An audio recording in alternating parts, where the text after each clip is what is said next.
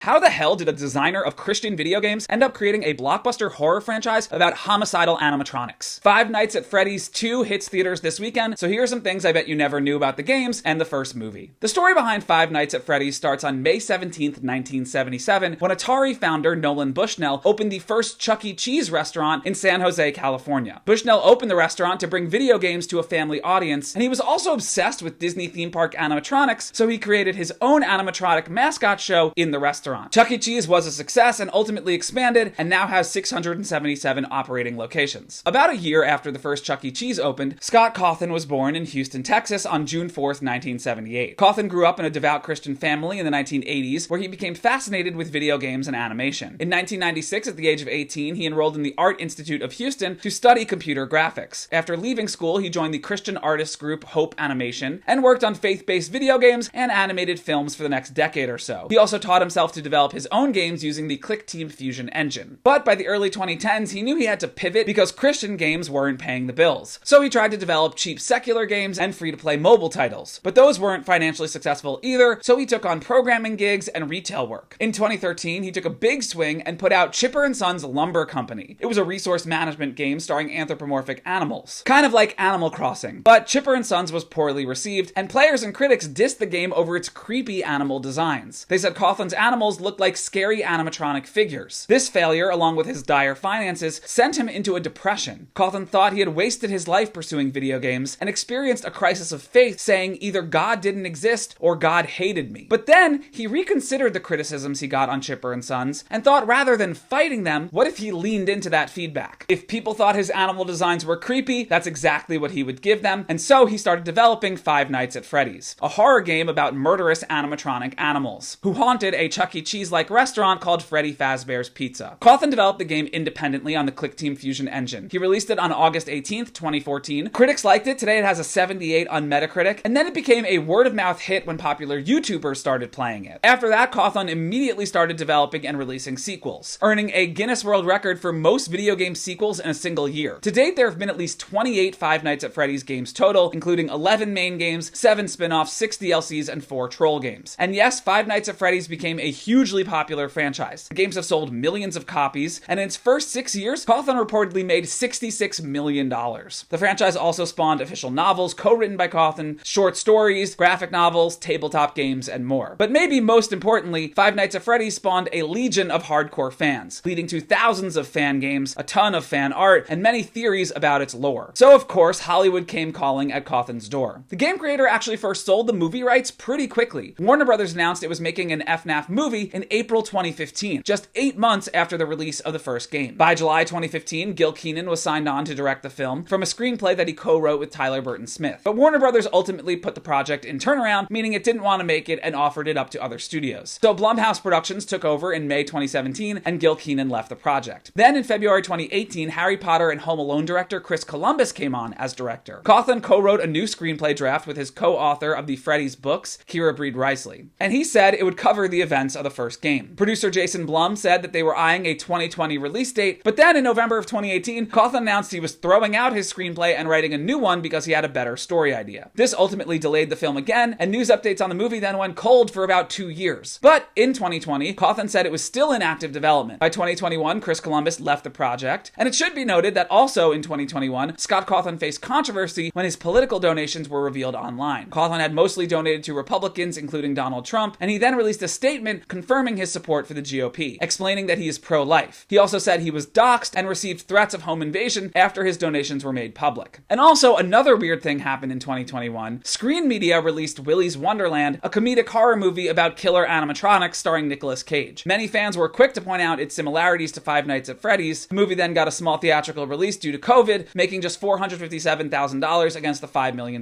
budget. Despite all of this, Blumhouse remained full steam ahead with the Five Nights at Freddy's movie. In 2022, Jim Henson's Creature Shop came on board to develop the film's animatronics. The movie would use practical effects over CGI where possible. And in October of that year, Emma Tommy was chosen as director, as well as co-writer of the screenplay alongside Cawthon and Seth Cuddeback. At last, this was the version of the movie that ended up getting made. By December, Josh Hutcherson and Matthew Lillard were cast, and YouTubers MatPat and Corey X Kenshin were given cameo roles in the film, while YouTuber Markiplier was also supposed to appear, but had to turn it down due to scheduling conflicts. Scott Cawthon revealed that if the movie was successful, they'd make a second and third film following the second and third games, and Matthew Lillard later revealed that he signed a 3-picture deal. Blumhouse set the movie's budget at a modest $20 million, and filming began on February 1st, 2023, under the working title Bad Cupcake, referencing the popular character. The first scene they shot was at Sparky's Diner, with MatPat making his cameo. The film recreates many of the settings, props, and camera angles from the game exactly. As I mentioned before, Jim Henson's Creature Shop developed the animatronics. In shots where they weren't moving, puppeteers controlled their head and body movements off camera. And in shots where they were walking or dancing, a stunt performer would be in a costume, which also had puppeteers controlling the head articulations remotely. Foxy, for example, was built as a full-body animatronic puppet and performed by Russ Walko. In shots where Foxy is seen walking, 6 puppeteers were needed on set to control him. The Henson team built a Golden Freddy stunt suit, but it was never used during filming. All of his shots were done with a remotely controlled puppet. Filming wrapped on April 3rd after just 2 months. The song the animatronics sing in the movie is a real song. It's the Romantics' 1983 hit, Talking in Your Sleep, which hit number 3 on the Billboard charts. The song was also featured in the second season premiere of Stranger Things, while the fan-made song Five Nights at Freddy's by The Living Tombstone plays over the credits. The movie's first trailer received 77 million online views within its first 24 hours. But Blumhouse and Universal also did some clever in-person marketing for the movie as well. Not only did they put the animatronics on display at Halloween Horror Nights at Universal Studios Hollywood, but they built a pop-up location of Freddy Fazbear's Pizza on Sunset Boulevard in LA. And then they took a really big swing with the movie's release. The studio decided to release the film simultaneously in 3,675 theaters and on streaming on Peacock on October 27, 2023. Because Blumhouse sold the streaming and international rights in advance, the movie was already profitable before it was even released, but this dual streaming and theatrical release didn't hurt the box office at all. Five Nights at Freddy's opened to a surprisingly large $80 million domestic, becoming the biggest horror opening of the year and Blumhouse's biggest opening ever. And here's a fun coincidence. That very same weekend, Josh Hutcherson's Hunger Games co-star Jennifer Lawrence had the #1 movie on Netflix with No Hard Feelings. Five Nights at Freddy's would go on to gross $291 million